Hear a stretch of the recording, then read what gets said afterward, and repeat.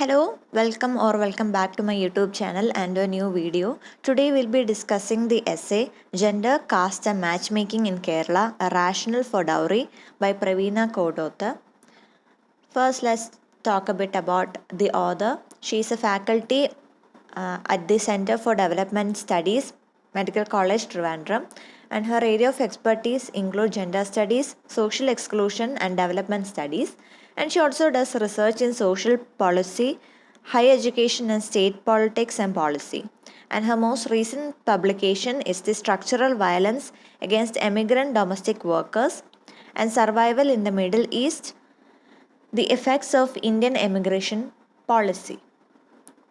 So in this essay, she talks about how the matrilineal caste of northern Kerala typically view dowry as demeaning and only resort to it in exceptional circumstances. Dowry is usually given when women are considered old in the marriage market, meaning they do not fit the normative standards of femininity. Poor and socially vulnerable households openly practice dowry, while the relatively affluent can hide it through hidden compensation. And this article examines how gender influences matchmaking and creates a category of women for whom dowry is openly negotiated. The negotiations on the fringes of marriage market expose the terms of exchange in respectable society, where the matchmaking strategies highlight the importance of conjugality and caste in shaping women's interest and identity. In the past, matrilineal women derived their identity from their natal family, but the changing political economy of marriage in Kerala has placed greater emphasis on conjugality and caste, resulting in new restrictions on women and justification for dowry. ഈ ഒരു ആർട്ടിക്കിളിൽ ആദ്യം പറയുന്നത് എങ്ങനെയാണ് കേരളത്തിൽ പ്രത്യേകിച്ച് നായർ സമൂഹത്തിൽ വരുമ്പോൾ ഒരു മാട്രിലീനിയൽ സമ്പ്രദായമായിരുന്നു ആദ്യം ഉണ്ടായിരുന്നത്. അതായത് പ്രോപ്പർട്ടി എന്ന് പറയുന്നത് അമ്മയിൽ നിന്ന് മകൾക്ക് പാസ്സാകുന്ന കുറച്ചും കൂടി വിമൻ അല്ലെങ്കിൽ സ്ത്രീകൾക്ക് കുറച്ചും കൂടി അവർ അർഹിക്കുന്ന ഒരു ബഹുമാനവും ആദരവും കൊടുത്ത് ജീവിക്കുന്ന ഒരു സമ്പ്രദായമായിരുന്നു, ഒരു മാട്രിലീനിയൽ സൊസൈറ്റി ആയിരുന്നു കേരളത്തിൽ ഉണ്ടായിരുന്നത്, പ്രത്യേകിച്ച് നായർ കമ്മ്യൂണിറ്റിയുടെ ഇടയിൽ. പിന്നീട് എന്താണ് സംഭവിക്കുന്നത്, അവിടെ നായർ കമ്മ്യൂണിറ്റി മാത്രമല്ല നമ്പൂതിരീസും ഉണ്ടായിരുന്നു. നമ്പൂതിരീസിലെ കാര്യം വരുമ്പോൾ ഏറ്റവും മൂത്തതായിട്ടുള്ള ആദ്യത്തെ ആൺകുട്ടിക്ക് മാത്രമായിരുന്നു നമ്പൂതിരിയുടെ ഇടയിൽ നിന്ന് തന്നെ വേളി കഴിക്കാൻ അല്ലെങ്കിൽ കല്യാണം കഴിക്കാനുള്ളൊരു അധികാരമുണ്ടായിരുന്നത്. പിന്നീട് ജനിക്കുന്ന ആൺകുട്ടികൾക്കൊന്നും ആ ഒരു അധികാരമില്ല. അപ്പോൾ അവർക്ക് നായർ കമ്മ്യൂണിറ്റിയിലൊക്കെ വന്നിട്ട് സംബന്ധം ചെയ്യാനുള്ളൊരു സമ്പ്രദായം മാത്രമേ ഉണ്ടായിരുന്നുള്ളൂ. അതായത് കല്യാണം എന്നുള്ളൊരു ഉടമ്പടി അവിടെ നടക്കുന്നില്ല, വെറും ഒരു സെക്ഷൽ അസോസിയേഷൻ, അതാണ് സംബന്ധം എന്ന് പറയുന്നത്. അതിലൂടെ തന്നെ വേറൊരു സബ് ഗ്രൂപ്പ് തന്നെ വരുന്നുണ്ട്, നമ്പൂതിരി നായർ എന്നുള്ളൊരു സബ് ഗ്രൂപ്പ് ഉണ്ടായി വരുന്നുണ്ട്. കാരണം ഒരു നമ്പൂതിരിക്കും ഒരു നായർ സ്ത്രീക്കും ജനിക്കുന്ന ഒരു കുട്ടി, ആ ഒരു കുട്ടിയെ സംബന്ധിച്ചിടത്തോളം നായർ കുടുംബത്തിലെ എല്ലാ സ്വാതന്ത്ര്യങ്ങളും അവർക്കുള്ള ഒരു മാട്രിലീനിയൽ സിസ്റ്റമായിട്ടുള്ള ഒരു സമ്പ്രദായത്തിലെ ഒരു സ്വാതന്ത്ര്യമുണ്ട്.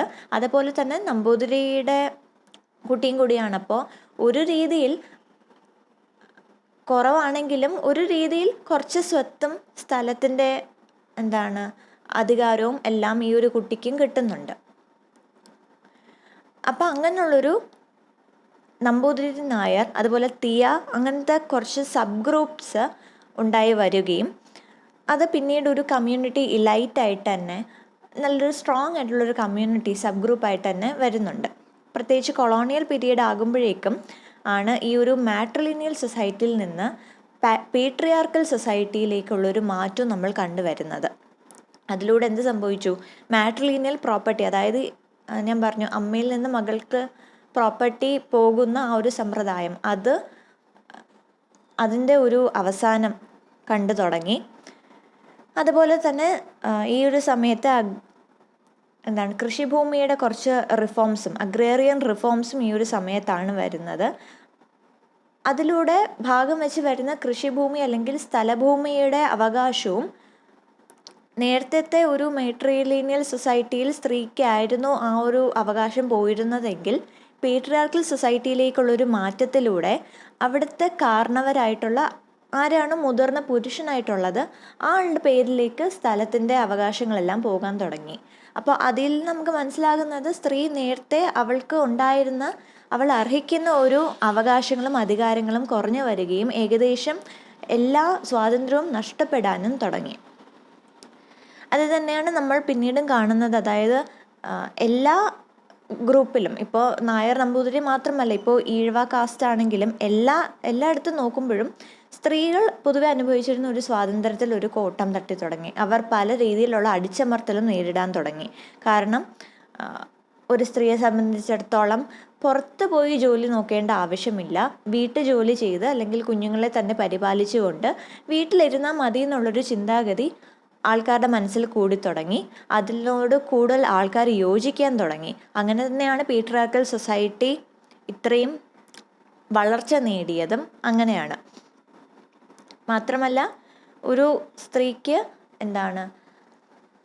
തൻ്റെ വിവാഹത്തിൽ സന്തോഷമില്ല അല്ലെങ്കിൽ സംതൃപ്തി ഇല്ലെങ്കിൽ ഭർത്താവുമായിട്ട് വിവാഹം വേർപ്പെടുത്താനുള്ള അവകാശവും അവൾക്ക് നിഷേധിക്കാൻ തുടങ്ങി. അത് മാത്രമല്ല വിധവയായിട്ടുള്ള ഒരു സ്ത്രീക്ക് പുനർവിവാഹം അല്ലെങ്കിൽ രണ്ടാമത് കല്യാണം കഴിക്കാനുള്ള അവകാശവും നഷ്ടപ്പെട്ടു. അതിലൂടെ എല്ലാം നമുക്ക് മനസ്സിലാവുന്നത് നേരത്തെ ആ ഒരു ഒരു സ്റ്റാറ്റസിന് കൂട്ടം തട്ടുകയും ഏകദേശം ഇല്ലാതാവുകയും ചെയ്തിട്ടുണ്ട്. ഒരു സ്ത്രീക്ക് സ്വന്തം ജീവിതത്തിൽ യാതൊരുവിധ തീരുമാനങ്ങളും എടുക്കാനുള്ള സ്വാതന്ത്ര്യവും ഇല്ലാതായി. അവിടെ തന്നെയാണ് സ്ത്രീധനത്തിൻ്റെ കാര്യവും വരുന്നത്. അതായത് സ്ത്രീധനം കൊടുക്കുന്നതിന് പിന്നിലെ ചിന്താഗതി എന്ന് പറയുന്നതും തൻ്റെ മകൾക്കൊരു നല്ലൊരു ഭാവി ഉണ്ടാകാൻ വേണ്ടി എന്നുള്ളൊരു ചിന്തയിലൂടെയാണ് ഈ ഒരു കുടുംബം സ്ത്രീധനം കൊടുക്കുന്നത്. അതായിരുന്നു ആദ്യം അതിന് പിന്നിലുള്ളൊരു ചിന്താഗതി. ഈ ഒരു ആർട്ടിക്കിളിൽ ഏകദേശം ഒരു സ്റ്റഡി ആയിട്ട് എടുക്കുന്നത് കാസർഗോഡ് ജില്ലയിലുള്ള ബേലൂരാണ്. അവിടെ എങ്ങനെയാണ് ഈ ഒരു അവിടെ എന്തൊക്കെ തരത്തിലുള്ള റിഫോംസ് ആണ് സംഭവിച്ചത്, എങ്ങനത്തെ ഒരു ഗവൺമെൻറ് ഒരു സപ്പോർട്ടേഴ്സ് ആയിരുന്നു അവിടെ ഉണ്ടായിരുന്നത്, അതുപോലെ തന്നെ ഇതെല്ലാം ഡൗറി ആയിട്ട് എന്താണ് കണക്ഷൻ എന്നുള്ളൊരു കേസ് സ്റ്റഡിയാണ് നമ്മൾ നോക്കുന്നത്. ബേലൂർ എടുത്ത് നോക്കുമ്പോൾ 1970 ലാൻഡ് റിഫോംസ് അവിടെ വളരെ വലിയൊരു ഇൻഫ്ലുവൻസ് ആയിരുന്നു. അതായത് ആദ്യമൊക്കെ അവിടുത്തെ ജന്മിമാരുടെ കയ്യിലായിരുന്നു മിക്ക സ്ഥലഭൂമികളും ഉണ്ടായിരുന്നത്. അവിടെ ഞാൻ നേരത്തെ പറഞ്ഞ സബ് ഗ്രൂപ്പ്സ് ആയിട്ടുള്ള നായർസിനും തിയാസിനും ഒക്കെ അവിടെ വന്ന് ജോലി ചെയ്യാൻ പറ്റുമെങ്കിലും അതൊരിക്കലും അവരുടെ സ്വന്തമായിട്ടുള്ള സ്ഥലമല്ല. അതെപ്പോഴും ജന്മിമാരുടെ മാത്രമായിട്ടുള്ള സ്ഥലമായിരുന്നു. പക്ഷേ ലെഫ്റ്റിസ്റ്റ് ഗവൺമെൻറ് വന്നിട്ട് എന്താണ് ചെയ്തത്, ഈ ജന്മിമാരുടെ കയ്യിൽ നിന്ന് ഈ സ്ഥലഭൂമികളെല്ലാം വാങ്ങിച്ചിട്ട് അത് ഈ നായർസിനും തിയാസിനും എല്ലാം റീഡിസ്ട്രിബ്യൂട്ട് ചെയ്ത് കൊടുത്തു. അപ്പോൾ ഈ സബ് ഗ്രൂപ്പ്സിനെ സംബന്ധിച്ച് അവർക്ക് സ്വന്തമായിട്ടുള്ളൊരു സ്ഥലം കിട്ടി ജോലി ചെയ്യാനും കൃഷി ചെയ്യാനും എല്ലാം. അതിന് പകരമായിട്ട് ഈ ഒരു സർക്കാരിന് എന്താണ് കിട്ടിയത്, ഈ ആൾക്കാരുടെ എല്ലാം ഒരു വോട്ടവകാശം അല്ലെങ്കിൽ ഒരു സപ്പോർട്ട് ഇവർക്ക് കിട്ടുകയും ചെയ്തു. അങ്ങനെയുള്ളൊരു ഗിവ് ആൻഡ് ടേക്ക് ഒരു ഡീൽ ഇവിടെ ഉണ്ടായിരുന്നു. അതിലൂടെ തന്നെയാണ് ബേലൂരിനെ സംബന്ധിച്ചിടത്തോളം ബാക്കി മുസ്ലിം ലീഗ് അനുഭാവികളുണ്ടായിരുന്നു, കോൺഗ്രസ് അനുഭാവികളുണ്ടായിരുന്നു, എല്ലാ പാർട്ടിയും സപ്പോർട്ട് ചെയ്യുന്ന അനുഭാവികൾ ഉണ്ടായിരുന്നെങ്കിൽ പോലും CPM അല്ലെങ്കിൽ കമ്മ്യൂണിസ്റ്റ് പാർട്ടി ഓഫ് ഇന്ത്യ ആയിരുന്നു അവിടുത്തെ കൂടുതലും വളരെ ശക്തമായിട്ടുള്ളൊരു പാർട്ടി. അതിന് പിന്നിലെ രഹസ്യവും ഇത് തന്നെയാണ്. ഈ ഒരു ലാൻഡ് ഡിസ്ട്രിബ്യൂഷനിലൂടെ തന്നെയാണ് ഇത്രയും ഒരു വോട്ടർമാരെ അവർക്ക് കിട്ടിയതും അവരുടെ ഒരു വളർച്ചയ്ക്ക് കാരണവും ഇത് തന്നെയായിരുന്നു.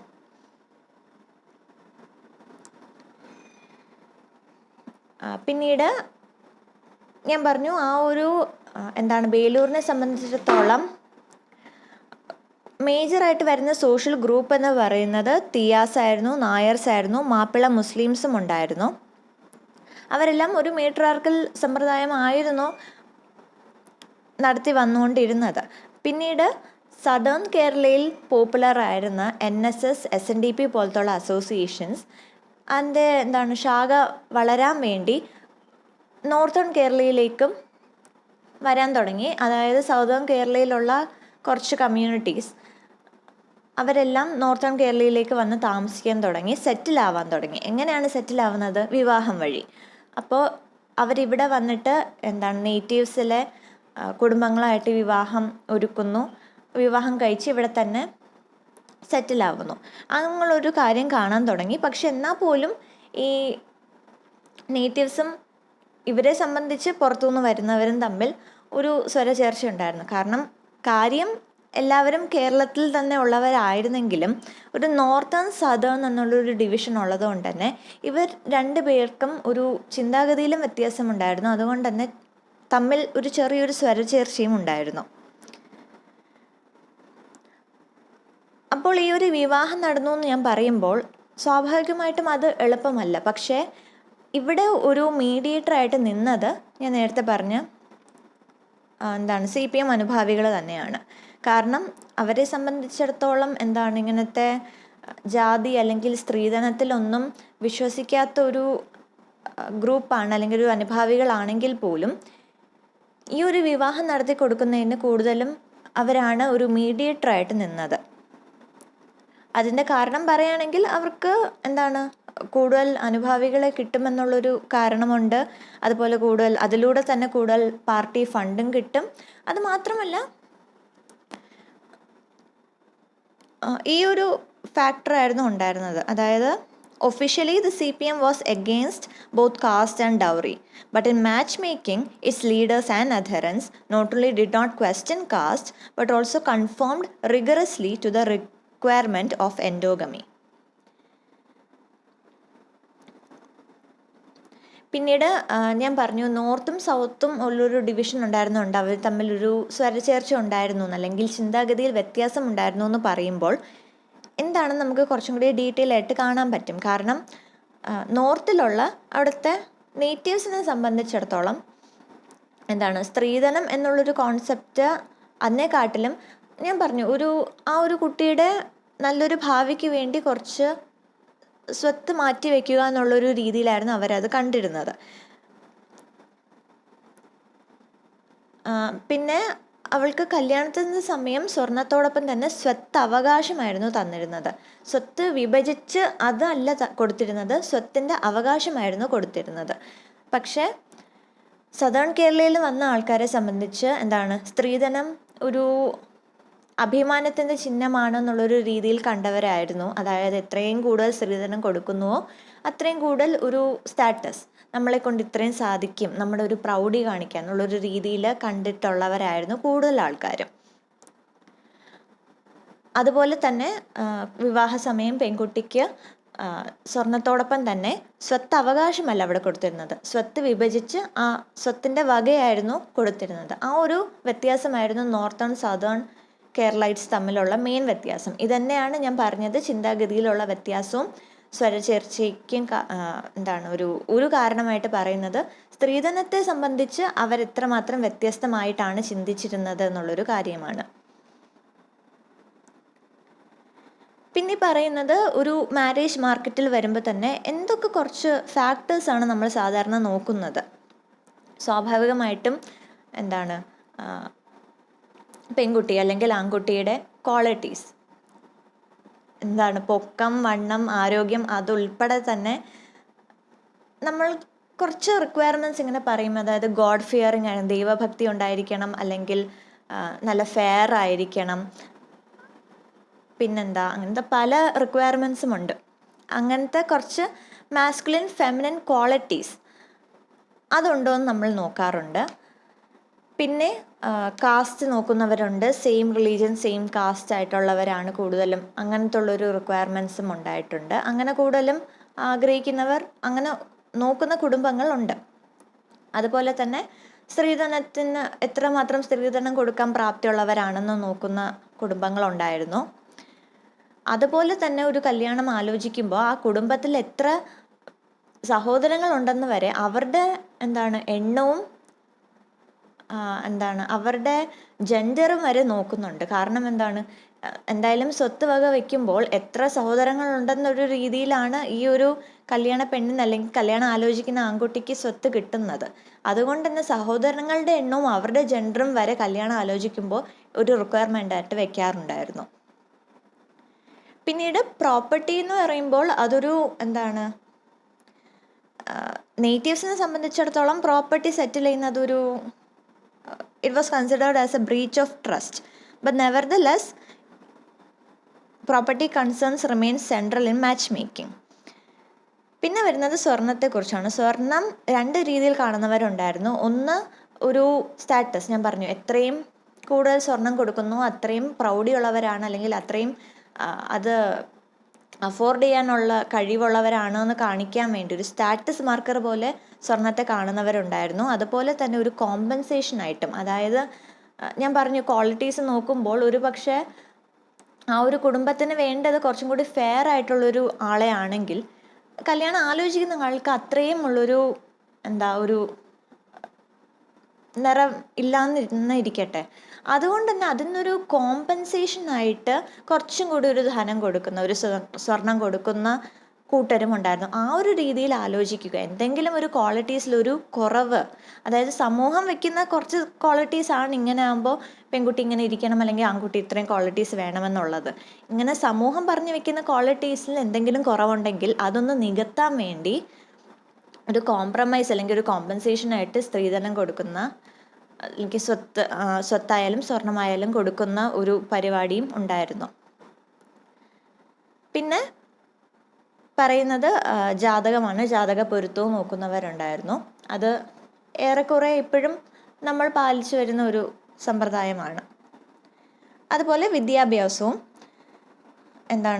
ജോലി, കാരണം എത്രമാത്രം വരുമാനമുണ്ടെന്ന് നോക്കുന്നുണ്ട് നമ്മൾ ഇപ്പോഴും. അതും ഇത് ജാതകം പോലെ തന്നെ ഒരു ഫാക്ടറായിട്ട് നമ്മൾ എപ്പോഴും വെക്കുന്ന ഒരു കാര്യമാണ്.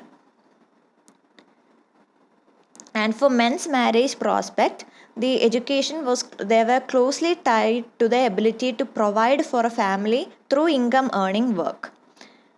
Young men's occupational status and earning potential were central concerns for parents of potential bride. But when it comes to girls, education and appropriate employment opportunity improved the marriage prospect of girls, even if it was not always planned with marriage in mind. And it was considered as a way of domestic management skills and reproductive capabilities, including childbearing, nurturing, tutoring and grooming. വിദ്യാഭ്യാസത്തിൽ വരുമ്പോൾ പോലും നമുക്കൊരു gender discrimination അവിടെ കാണാൻ പറ്റുന്നുണ്ട്. പിന്നീട് വരുന്നത് ഒരു പക്ഷെ എന്തെങ്കിലും ഒരു കാരണം കൊണ്ട് കല്യാണ ആലോചന വരാത്തൊരു കുടുംബമാണെങ്കിൽ അവർ സ്വാഭാവികമായിട്ടും ആശ്രയിക്കുന്നത് അല്ലെങ്കിൽ സഹായത്തിന് അഭ്യർത്ഥിക്കുന്നത് മാരേജ് ഏജൻസീസ് അല്ലെങ്കിൽ ബ്രോക്കേഴ്സിൻ്റെ കയ്യിലായിരിക്കാം. ബ്രോക്കേഴ്സിനെ സംബന്ധിച്ചിടത്തോളം അവർക്ക് കുറച്ചും കൂടി ഒരു അറിവ് കാണും. ആ ഒരു നാട്ടിൽ എത്ര പേർക്കാണ് ഒരു കല്യാണ പ്രായം എത്തി നിൽക്കുന്നത്, അല്ലെങ്കിൽ ആരായിരിക്കും കുറച്ചും കൂടി സ്യൂട്ടബിൾ ആയിട്ടുള്ള ആളെന്ന് ഒരു ഐഡിയ കാണും. അതുകൊണ്ടാണ് ബ്രോക്കേഴ്സിനെ സമീപിക്കുന്നത്. പക്ഷെ അവിടെയും ഒരു രീതിയിൽ ഒരു കറപ്ഷൻ നമുക്ക് കാണാൻ പറ്റും. കാരണം ചില മാരേജ് ഏജൻസീസ് ആവുമ്പോൾ ഒരു ഫിനാൻഷ്യൽ ഗെയിൻ മാത്രമായിരിക്കും അവിടെ ലക്ഷ്യമെന്ന് പറയുന്നത്. അപ്പോൾ അതിനു വേണ്ടി കൂടുതൽ സ്ത്രീധനത്തിൽ ഒരു രീതിയിൽ ഒരു ലേലം വിളിക്കുക, അല്ലെങ്കിൽ അവരുടെ കമ്മീഷൻ കൂട്ടാൻ വേണ്ടി മാത്രം സ്ത്രീധനത്തിൻ്റെ ഒരു എമൗണ്ട് കൂട്ടി പറയുക, അങ്ങനത്തെ കുറച്ച് കറപ്ഷൻസ് അവിടെ നടക്കുന്നുണ്ട്. എന്തിനാണ്? ഫിനാൻഷ്യൽ ഗെയിൻ, അവർക്ക് കുറച്ച് കൂടുതൽ കമ്മീഷൻ കിട്ടാൻ വേണ്ടി മാത്രം അങ്ങനെ ഒരു കറപ്ഷനും കാണാറുണ്ട്. എല്ലാം അങ്ങനെയൊന്നല്ല, പക്ഷേ ചില കേസസ് എടുത്ത് നോക്കുമ്പോൾ അങ്ങനെ ഒരു കറപ്ഷൻ നമുക്ക് കാണാൻ പറ്റാറുണ്ടായിരുന്നു. ഞാൻ പറഞ്ഞു ബേലൂരാണ് നമ്മുടെ കേസ് സ്റ്റഡി വെക്കുന്നത്. ബേലൂരിനെ സംബന്ധിച്ചിടത്തോളം ഈ ഒരു കാര്യം കാണാൻ സാധിക്കുമായിരുന്നു. That is, in Belur, parents of older unmarried girls admitted receiving dowry demand, and some expressed willingness to pay for suitable bridegroom. Older girls in Belur face challenges due to poor gender attribute, such as dark skin and looks, as well as lower level of education. And poor families engaged in agricultural labor and owned their own farms for a living. So in the local context, unmarried women were considered left behind, or nobody had come for them until they were married off. So marriage was seen as the main aspect of a woman's identity and the primary source of livelihood. And there was also a local saying that a woman without man is like a house without a pillar. അത്രയും മാത്രം ഒരു വിവാഹത്തിനൊരു പ്രാധാന്യം കൊടുത്തിരുന്നു. പ്രാധാന്യം എന്ന രീതിയിൽ പറയുമ്പോൾ പോലും ഇത്രയും പ്രാധാന്യത്തിൻ്റെ ആവശ്യമുണ്ടോ എന്നുള്ളൊരു ചോദ്യം നമുക്ക് തോന്നാം. കാരണം ഒരു സ്ത്രീയെ സംബന്ധിച്ചിടത്തോളം വിവാഹം കഴിച്ചില്ലെങ്കിൽ അവളുടെ ജീവിതത്തിൻ്റെ അവസാനമാണ് എന്നുള്ളൊരു രീതിയിലായിരുന്നു പണ്ട് സമൂഹം കണ്ടിരുന്നത്. മാത്രമല്ല സമൂഹം കൽപ്പിക്കുന്ന കുറച്ച് റിക്വയർമെൻറ്റ്സ് ഞാൻ പറഞ്ഞു. ഇന്ന പ്രായമാണ് കല്യാണ പ്രായം, അല്ലെങ്കിൽ ഇന്ന ക്വാളിഫിക്കേഷൻസ് ആണ് ഒരു പെണ്ണുണ്ടാകേണ്ടത്. പെണ്ണിന് അല്ലെങ്കിൽ കല്യാണം കഴിക്കുന്ന ആൺകുട്ടിക്കാണെങ്കിലും ഇന്ന റിക്വയർമെൻറ്റ്സ് വേണം, ഇല്ലെങ്കിൽ അവരെ സ്യൂട്ടബിൾ അല്ല എന്നുള്ളൊരു റിക്വയർമെൻറ്റ്സ്. ഇതെല്ലാം സമൂഹമാണ് വെക്കുന്നത്. പക്ഷേ അതിനോട് യോജിക്കുന്നതും ഇതേ സമൂഹം തന്നെയാണ്. അതുകൊണ്ട് തന്നെയാണ് ഇപ്പോഴും ഇതൊരു പോപ്പുലറായിട്ട് പോകുന്നത്. അപ്പോൾ ആ ഒരു വിവാഹപ്രായം കഴിയുന്നത്, അല്ലെങ്കിൽ ആ ഒരു റിക്വയർമെൻറ്റ്സിൻ്റെ അടുത്ത് എത്താത്തൊരു ആളാണെങ്കിൽ സ്വാഭാവികമായിട്ടും അവിടെ ഒരു കോമ്പൻസേഷനുള്ള രീതിയിലാണ് സ്ത്രീധനം പ്രവർത്തിച്ച് വന്നത്. അപ്പോൾ നമ്മൾ പറഞ്ഞു ആദ്യം സ്ത്രീധനം എങ്ങനെയായിരുന്നു എന്ന്. വെറും സ്വന്തം കുട്ടിയുടെ ഒരു നല്ലൊരു ഭാവി എന്നുള്ളൊരു രീതിയിൽ മാത്രം കണ്ടു വന്നിരുന്ന ഒരു സ്ത്രീധനം ഇപ്പോൾ വന്നിട്ട് ഒരു കോമ്പൻസേഷൻ ആണെന്നുള്ളൊരു രീതിയിൽ വരെ അത്രയും ഒരു രീതിയിലൊരു ഡീജനറേഷനാണ്. അത് നമുക്ക് മനസ്സിലാക്കാൻ പറ്റുന്നുണ്ട്. And single women were more likely to be employed, often in wage labor, as their chances of arranged marriage decreased. However, participating in wage labor could diminish their marriage prospect, creating a tension between their marriage prospect and their employment. Informal workplace also led to suspicions about women's sexual morality. അതാണ് ഞാൻ പറഞ്ഞത്. വിദ്യാഭ്യാസത്തിലും അതുപോലെ തന്നെ ജോലിയിലാണെങ്കിലും ഒരുപക്ഷെ അത്രയും opportunity കൊടുക്കുമ്പോൾ പോലും അതേസമയം അത്രയും റെസ്ട്രിക്ഷൻസും കാണാൻ പറ്റുന്നുണ്ട്. അത്രയും ഒരു ഡിസ്ക്രിമിനേഷൻ നമുക്ക് കാണാൻ പറ്റുന്നുണ്ടായിരുന്നു.